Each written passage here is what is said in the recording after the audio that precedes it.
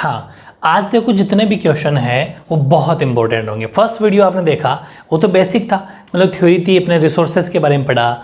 लेकिन अब जो जितने भी क्वेश्चन है डायरेक्ट एग्जाम में क्वेश्चन पूछे गए हैं सीधे सीधे, जैसे कि अपन रिसोर्सेज के बारे में तो जान लिया, उनके प्रकारों के टाइप्स के बारे में भी जान लिया फर्स्ट वीडियो में। लेकिन अब आज ये पढ़ेंगे कि वाई आर रिसोर्सेज इंपॉर्टेंट। ये संसाधन रिसोर्सेज इनकी बातें क्यों कर रहे हैं अपने, क्यों इंपॉर्टेंट है, एक बात। दूसरी, what kind of problems have arisen from indiscriminate use of resources. Indiscriminate का मतलब है कि अविवेक से, जो लोग बिना दिमाग लगाए उनका इस्तेमाल कर रहे हैं, ये नहीं सोचते कि फ्यूचर में आने वाली पीढ़ियों के लिए क्या होगा, फ्यूचर जनरेशन के लिए क्या होगा, तो उनसे कौन कौन सी प्रॉब्लम क्रिएट हुई है वो उनके बारे में अपन को पढ़ना है कि संसाधन क्यों ज़रूरी है, और संसाधनों के जो अविवेकपूर्ण इस्तेमाल हो रहा है बिना दिमाग के ही उपयोग किस तरह की समस्याएं उत्पन्न कर रहा है, इसके बारे में आपको लिखना है। पहली बात तो एक उसने पूछी कि इम्पोर्टेंट क्यों है, तो सीधी सी बात है कि जो संसाधन है वो मनुष्य के जीवन यापन तथा जीवन की गुणवत्ता को बनाए रखने के लिए महत्वपूर्ण है। ठीक है, resources are important for the survival for human beings and for maintaining the quality of life. अगर हमें हमारी लाइफ को अच्छी तरह से जीना है, जैसे सोचो अपन जिस वातावरण में एटमॉस्फेयर में रहेंगे वो शुद्ध होना चाहिए, प्योर होना चाहिए। मतलब आप किसकी उम्मीद करते हो कि एक अच्छा वातावरण हो, मतलब कि पेड़ पौधे हो, साफ स्वच्छ वातावरण हो, अच्छी हवा आए। तो जब अपन रिसोर्सेज को ख़त्म कर देंगे, काट देंगे, तो फिर कहाँ से होगा क्वालिटी लाइफ, कैसे जियोगे अपन, कैसे जिएंगे। तो इन सब के लिए बहुत ज़रूरी है। ये तो 1 मार्क्स में एक बात लिख दी। लेकिन अब हुआ क्या, लोग क्या सोचते हैं कि यार ये तो प्रकृति की देन है, नेचर है, काट लो, जो पेड़ पौधे को काट दो, क्या फर्क पड़ता है, तो प्रकृति है। प्रकृति की देन को समझ के लोग इनका मिसयूज करते हैं, भयंकर तरीके से इनका दोहन करते हैं, इनका यूज़ करते हैं। इस वजह से आज हमारे सामने बहुत सारी प्रॉब्लम्स क्रिएट हो गई। तो वही लिखा है मैंने कि but human beings used them in, ये वाली चीज़ वापस, ठीक है, indiscriminatory and this had led to the following major problems. अविवेकपूर्ण ढंग से परंतु मानव ने इनका अंधाधुंध उपयोग किया है, जिससे जो कुछ प्रॉब्लम समस्याएं सामने आ गई है। वो कौन कौन सी समस्याएं, बेसिकली जो आपकी बुक में दे रखी है अपन, क्योंकि पहली बात तो बुक से बाहर नहीं चलेंगे ज़्यादा। 3 बातें अपनी बुक में प्रॉपर एनसीईआरटी के नोट्स मिलेंगे आपको। तो 3 बातें कौन सी है? कुछ व्यक्तियों के लालचवश संसाधनों का हास, depletion of resources for satisfying the greed of a new individuals. कुछ व्यक्ति ऐसे हैं जो अपने लालच के लिए ये नहीं सोचते कि फ्यूचर में आने वाली जनरेशन के लिए, भविष्य में आने वाली पीढ़ियों का क्या होगा, लेकिन वो ये नहीं सोचते और अंधाधुंध, जैसे ऐसा मान लो जो कोई ज़मीन प्लॉटिंग कर रहा है, भाई ज़मीन में प्लॉट काटते हैं तो वो उसमें जितने भी पेड़ पौधे आएंगे सबको काट देगा, एकदम सीधी सपाट ज़मीन बना देगा बेचने के लिए, ज़्यादा से ज़्यादा अच्छा एकदम खुला होगा, जितना ज़्यादा प्लॉट काटूंगा उतना फ़ायदा होगा। ये सब तो वो खुद के फ़ायदे के लिए बहुत ज़्यादा हमारे रिसोर्सेज का नुकसान कर रहा है। ठीक है, उससे हमें बहुत नुकसान हो रहा है, वो उसका लालच है लेकिन हमें नुकसान भुगतना पड़ रहा है। दूसरा, संसाधन समाज के कुछ लोगों के हाथ में आ गए हैं, जिससे समाज 2 हिस्सों में बट गया। ये बात बिल्कुल सही है कि संसाधन हर किसी के पास में नहीं है, रिसोर्सेज हर किसी के पास में नहीं है। गरीब और अमीर की खाई बहुत ज़्यादा गहरी खाई बनती जा रही है। गरीब गरीब होता जा रहा है, अमीर अमीर होता जा रहा है। ये कभी भी आप नोटिस करना कि जो पहले से पैसे वाला है वो पैसे वाला ही बनता जा रहा है, क्योंकि बिल्कुल इक्वली डिस्ट्रीब्यूशन नहीं है, समान वितरण नहीं है कि accumulation of resources in a few hands, कुछ लोगों के हाथ में ही है। जैसे कि माइंस हो गई, खाने हो गई, ये खाने बहुत महंगी आती है, तो जो रईस पैसे वाले लोग हैं वही खरीद पाते हैं उनको। अब वहाँ पर गरीब व्यक्ति नहीं पहुँच पाता, तो मनमर्जी से उसकी खुदाई करते हैं, गवर्नमेंट से कॉन्टैक्ट कर लेते हैं, मंत्री से कॉन्टैक्ट कर लेते हैं और वो भयंकर तरीके से उसका यूज़ करते हैं, मिसयूज़ करते हैं, जिससे और गरीब रह जाता है। तो ये एक बहुत गलत चीज़ है, which is turn divided the society. इस वजह से हमारा समाज 2 कैटेगरी में बट गया, इनटू 2 सेगमेंट। पहला इट मीन्स, मतलब कि कौन सा पहला, कि हैव्स एंड हैव नॉट्स और रिच एंड पुअर, यानी कि एक जिनके पास जो संसाधन उत्पन्न कर सकता है, एक संसाधनहीन। संसाधन उत्पन्न कौन कर सकता है? जो पैसे वाला लोग होगा, वो रिसोर्सेज बना सकता है, उसके पास माइंस है, खाने हैं, वो कुछ भी कर सकता है। एक जिसके पास कोई संसाधन नहीं है, अर्थात इट मीन्स अपन ये कह सकते हैं कि गरीब और अमीर इन दो के अंदर हमारा समाज बंट गया, यानी एक तो रिच और एक पुअर, दो कैटेगरी हमारे समाज की बन चुकी है। ये भी एक बहुत सिस्टम बड़ी प्रॉब्लम, ये इशू हो रहा है और इसका सोल्यूशन होना बहुत मुश्किल है। अगर गवर्नमेंट चाहे तो कुछ डिस्ट्रीब्यूशन कर सकती है, कुछ पार्टिसिपेट लोगों को भी दे सकती है, शेयर कर सकती है, लेकिन ऐसा होना बहुत ही मुश्किल है। एक तो ये बड़ी समस्या आ रही है। सीधी सी बात है, पैसे वाले लोग होंगे वो अपना पैसा कम, लेकिन बहुत सारे लोगों को अगर बेनिफिट हो, उसके अंदर कुछ पार्टनरशिप हो तो सकता है इस पर कंट्रोल हो, लेकिन ऐसा नहीं है। तीसरा, संसाधनों का अंधाधुंध शोषण से वैश्विक परिस्थिति संकट पैदा हो गया है। जैसे कि टेम्परेचर, आप सोचो कि हमारे जो भी ये जो सिटी के अंदर लोग आते जा रहे हैं तो वहाँ से पेड़ पौधों की कटाई हो रही है भयंकर तरीके से घर 5-5, 6-6, 8-8, 10-10 फ्लोर के मकान बनते जा रहे हैं, कहीं पर भी जगह नहीं है, ठीक है, पेड़ पौधे है नहीं, और गाड़ियों की संख्या बढ़ती जा रही है, उनसे निकलने वाला धुआं, बहुत ज़्यादा पोल्यूशन, और ये सब इन वजह से हमारी ओजोन लेयर डिस्टर्ब हो रही है, ठीक है, धरती पर अर्थ पर, क्योंकि लोग फैसिलिटी में रहने लग गए तो टेम्परेचर बहुत ज़्यादा बढ़ गया, 50+ टेम्परेचर आपने रहने लग गया गर्मी में, तो ये बहुत बड़ी हमारी समस्या हो गई इस वजह से। तो भूमंडलीय तापन यानी कि टेम्परेचर, ओजोन परत जो कि डिस्टर्ब हो रही है, पक्षी हो रही है रोजाना, उसमें ऐसा कह रहे हैं कि वो बहुत ज़्यादा डिस्टर्ब होगी, तो फिर आपको पता है आगे कितना नुकसान होगा। और पर्यावरण प्रदूषण और भूमि निम्नीकरण, भूमि कम होती जा रही है क्योंकि लोग मकान पे मकान बनाते जा रहे हैं, तो भूमि भी काफ़ी कम हो रही है, ज़मीन, तो फिर अगर ज़मीन कम हो जाएगी तो फिर कृषि खेती कहाँ करेंगे, खेती नहीं करेंगे तो फिर खाने के लिए अन्न कहाँ से बनेगा, ठीक है। तो ये बहुत सारी प्रॉब्लम्स है।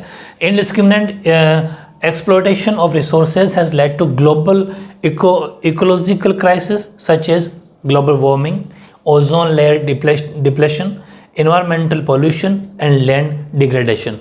ये सब प्रॉब्लम बहुत ज़्यादा होती जा रही है।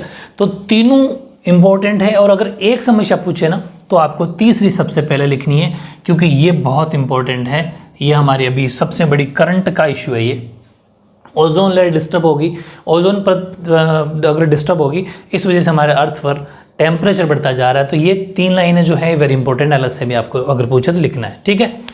तो अब क्या किया जाए, इसके लिए कुछ इंटरनेशनल और कुछ नेशनल यानी राष्ट्रीय और अंतर्राष्ट्रीय कुछ प्रयास किए जा रहे हैं। देश भी प्रयास कर रहा है और इंटरनेशनल पूरा बताऊँगा, रियो डी जेनेरो के बारे में बताऊँगा। ये सब मिलकर कुछ ऐसा सम्मेलन या सबमिट कर रहे हैं कि यार कुछ करो वरना आने वाली पीढ़ियों में अपने क्या होगा। तो देखो, एक चीज़ तो ये है, इसी से एक निकल के आया क्वेश्चन कि सतत पोषणीय विकास का क्या अर्थ है। What are the mean of sustainable development. Sustainable development का क्या अर्थ है, ये क्वेश्चन बहुत बार बोर्ड के अंदर पूछा गया है, 4-5 बार एग्जाम में पूछा गया, बोर्ड के एग्जाम में, बाकी स्कूलों के एग्जाम में तो पूछता ही रहते हैं इसको, तो ध्यान रखना वेरी इंपॉर्टेंट है कि सतत पोषणीय विकास का अर्थ है कि विकास तो होना चाहिए, ऐसा नहीं कि डेवलपमेंट नहीं होना चाहिए, डेवलपमेंट तो होना चाहिए, लेकिन पर्यावरण को बिना नुकसान पहुंचाए होना चाहिए, ठीक है।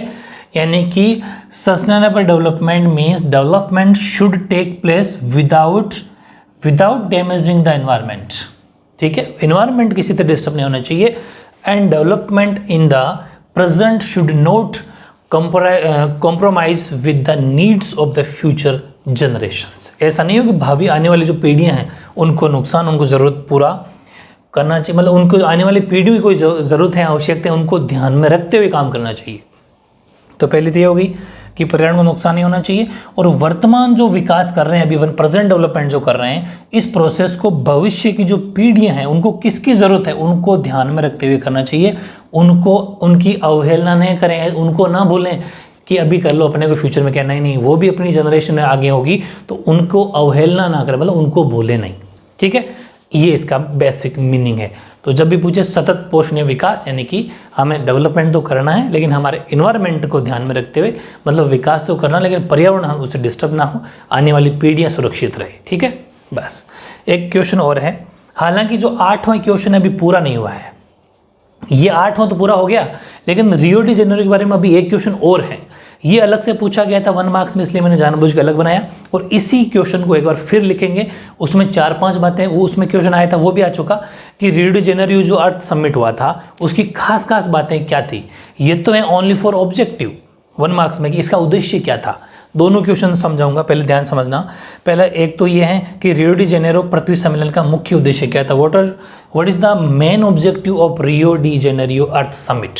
ये तो सिर्फ ऑब्जेक्टिव की बात कर रहा हूँ मैं, आगे प्रमुख बातें और हैं, आगे वो और बताऊंगा। तो 2 क्वेश्चन तैयार होंगे इस टॉपिक के, तो ध्यान रखना। कहाँ हुआ था, क्यों हुआ था, समझा दूंगा। रियो डी जेनेरियो का मेन उद्देश्य इतना सा था कि विश्व स्तर पर उभरते पर्यावरण संरक्षण एवं आर्थिक सामाजिक विकास की समस्याओं का हल ढूंढना था। The summit was convert for addressing यहाँ से देखना अर्जेंट, ठीक है, urgent problem of environmental protection and social या फिर इकोनॉमिक डेवलपमेंट, सोशल और इकोनॉमिक दोनों development at the global level. ध्यान रखना इन सब के मतलब कि ये एक समिट रखा गया था रियो डी जेनेरियो के अंदर, वहाँ पर सभी देशों को बुलाया गया और बात की गई। सभी देशों का मतलब सभी देशों के मेन मुख्य एक आदमी 2 आदमी बुलाया जाता है। और इस समिट के अंदर ये बात रखी गई कि अब यार ये जो इतना पोल्यूशन, ये एनवायरमेंटल समस्याएं, पर्यावरणीय समस्याएं जो पैदा हो रही है, प्रॉब्लम्स क्रिएट हो रही है, इनके बारे में क्या किया जाए, कुछ सोचा जाए, कुछ अपने आगे आने वाली जनरेशन को कैसे बचाया जाए, उनके बारे में कुछ करें। इन सब से संबंधित बातें करी गई थी। तो मेन ऑब्जेक्टिव इतना सा लिखना है कि जो विश्व स्तर पर उभरते पर्यावरण संरक्षण एवं आर्थिक सामाजिक विकास की जो समस्या है उनका हल ढूंढना, कि यार इन प्रॉब्लम्स को सोल्यूशन क्या हो सकता है, आपस में रिसर्च करने के लिए ये इस जगह समिट रखा गया, एक सम्मेलन रखा गया। अभी इसके बारे में बहुत सारी बातें सिखाऊंगा, बस ऑब्जेक्टिव पूछो तो ये सिर्फ 2 लाइन लिखनी है आपको, ठीक है, ओके।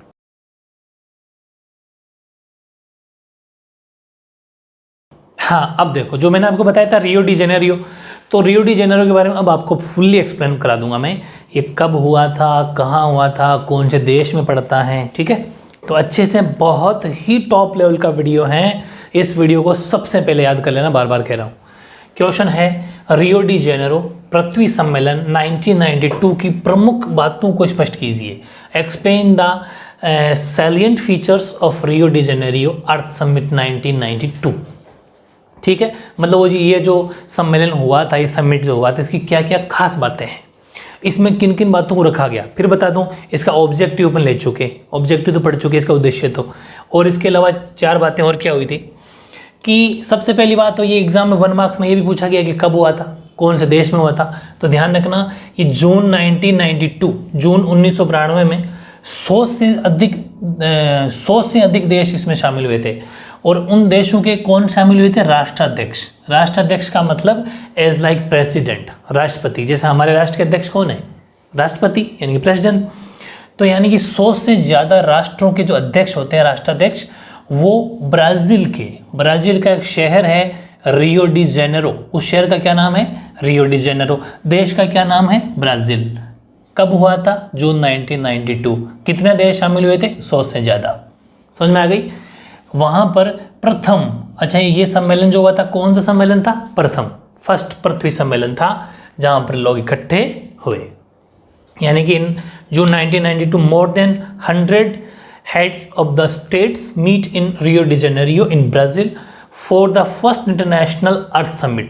ध्यान रखना एग्जाम में ये भी पूछा जा सकता है कि अर्थ का, सॉरी हाँ एक ही बात है, ठीक है, कि हमारे पूरे संसार का जो सबसे पहला जो अर्थ समिट हुआ था, इंटरनेशनल अर्थ समिट, वो कौन सा है, तो वो यही था रियो डी जेनेरियो, जो ब्राज़ील का एक शहर है। जून 1992 के अंदर 100 से ज़्यादा अधिक देशों के जो हेड है या राष्ट्राध्यक्ष वो शामिल हुए थे। ध्यान रखना, बहुत इंपॉर्टेंट लाइन है पहली। दूसरा जो अपन ने पहले ऑब्जेक्टिव पढ़ लिया वो उद्देश्य है, वापस इसमें भी लिखना है उस लाइन को, कि सम्मेलन का आयोजन विश्व स्तर पर, विश्व स्तर का मतलब पूरे वर्ल्ड में, संसार में, पूरे संसार में जो उभरते हुए पर्यावरण संरक्षण और सामाजिक आर्थिक विकास के सामने जो समस्याएं आ रही है उनका कैसे सलूशन किया जाए, उस हल को ढूंढने के लिए किया गया था। The summit was convent for addressing urgent problems of environmental protection and socio-economic development at the global level। Global level का मतलब पूरे वर्ल्ड लेवल के ऊपर, पूरे, क्योंकि ये वाली जो समस्या है, जो ग्लोबल वार्मिंग की है, चाहे ओजोन लेयर डिस्टर्ब किया जाए, टेम्परेचर बढ़ने की, ये तो पूरे संसार के सामने दिक्कत है। इसलिए इसका कैसे सोल्यूशन किया जाए, इस सोल्यूशन के लिए लोग इकट्ठे हुए थे। ठीक है, ये एक तरीके से ऑब्जेक्टिव भी अपन ने पढ़ा था, तो आपको वापस रिकॉल हो जाएगा, क्योंकि ऐसा क्वेश्चन अगर पूछे तो उसके अंदर इसको भी लिखना, और ये क्वेश्चन आया हुआ है बोर्ड के अंदर। ठीक है, अगला, इस सम्मेलन में एकत्रित नेताओं ने भूमंडलीय जलवायु परिवर्तन और जैविक विविधता पर एक घोषणा पत्र, ध्यान रखना उस पर सिग्नेचर किए थे, बहुत बड़ी बात लिखी हुई है। The assembled leaders sign the declaration on global climate change and biological diversity. इसके ऊपर लोगों ने, जितने भी वहाँ के लीडर इकट्ठे हुए थे, उन सब ने सिग्नेचर किए कि बिल्कुल सही है, हम आज से एक घोषणा पत्र जारी करते हैं, एक एजेंडा बनाते हैं। और उस एजेंडा का नाम था एजेंडा 21। अभी सीखेंगे नीचे एजेंडा 21 बहुत खास है, बहुत इंपॉर्टेंट। एजेंडा का मतलब होता है घोषणा पत्र।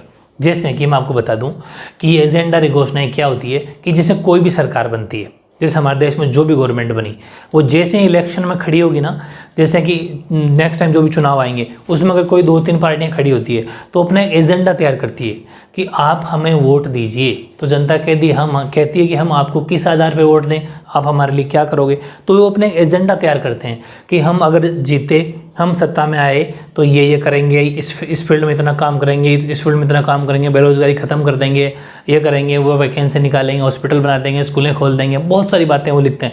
उस तरीके से इन्होंने भी एक एजेंडा तैयार किया कि बिल्कुल ये हमारे पूरे संसार के सामने प्रॉब्लम है और इसका सोल्यूशन हमें लेना चाहिए। ठीक है, अगला, रियो सम्मेलन में भूमंडलीय वन सिद्धांतों पर भी सहमति बनी। ठीक है, वन सिद्धांत जो प्रिंसिपल अपने कहा था ना, वो इतना हमारे पास सिस्टम नहीं है कि हम इनको कुछ ठीक कर सके, वन सिद्धांत उसके ऊपर बात बनी।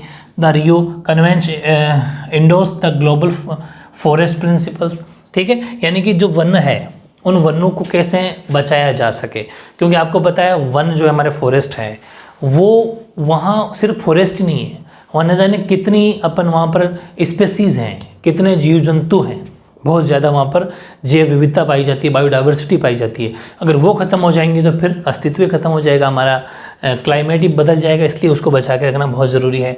फिर 21वीं शताब्दी में सतत पोषणीय विकास, जो कि अपन डेफिनेशन पढ़ चुके हैं, आप जानते हो क्या होता है, उसके लिए एजेंडा 21 को स्वीकृति प्रदान की गई। Adopted agenda 21 for achieving sustainable development in the 21st century. ये भी एक एजेंडा एक तरीके से, और ये एजेंडा 21 अलग है, उसके बजाय ये अलग है, इसके बारे में बात करेंगे। क्योंकि ये सस्टेनेबल डेवलपमेंट के लिए था, यानी कि ये सतत पोषणीय विकास के लिए एक एजेंडा 21 तैयार किया गया, उस पर भी सबकी सहमति बनी, सबने सिग्नेचर किए।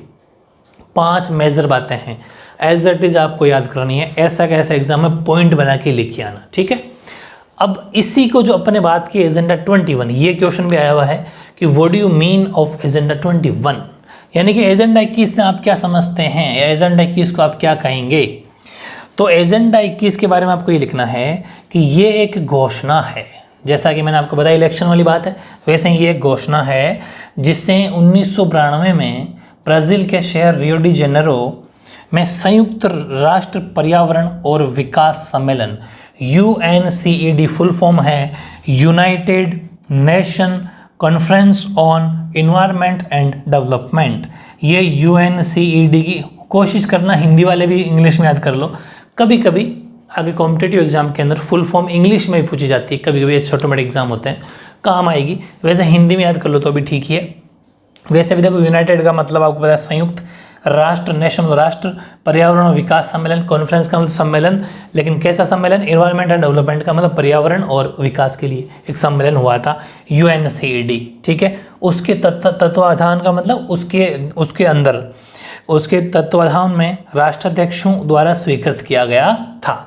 ठीक है, तो एग्जाम में क्वेश्चन आएगा कि एजेंडा, देखो मैं अगर आपको ऑब्जेक्टिव क्वेश्चन देता हूँ तो आप आंसर क्या दोगे। मैं आपसे पूछ रहा हूँ कि एजेंडा 21 तैयार किया गया था, ऑप्शन नीचे कुछ लिख दूँ, UNO, USA या फिर UNCED या इंडिया, तो आपका आंसर क्या होगा, UNCED। मतलब एजेंडा 21 UNCED के द्वारा तैयार किया गया था।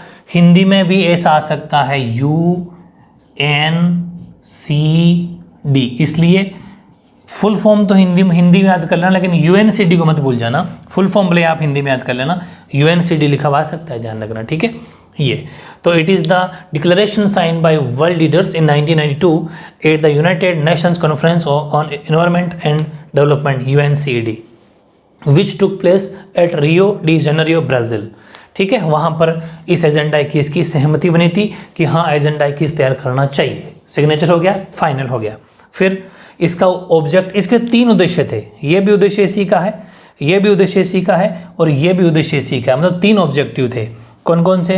कि इसका उद्देश्य था कि भूमंडलीय सतत पोषणीय विकास हासिल करना, मतलब कि सब ये सतत पोषणीय विकास क्या होता है मैंने आप बता दिया डेफिनेशन में, वो हमें पक्का हासिल करना है।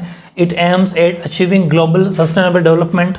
सेकंड, ये एक कार्यसूची है जिसका उद्देश्य क्या है, मतलब ये तो एक एजेंडा बोल दो चाहे कार्यसूची बोल दो, जिसका उद्देश्य क्या है मेन, समान हितों, पारस्परिक आवश्यकताओं एवं सम्मिलित जिम्मेदारियों के अनुसार विश्व सहयोग के द्वारा पर्यावरण क्षति, गरीबी और रोगों से निपटना।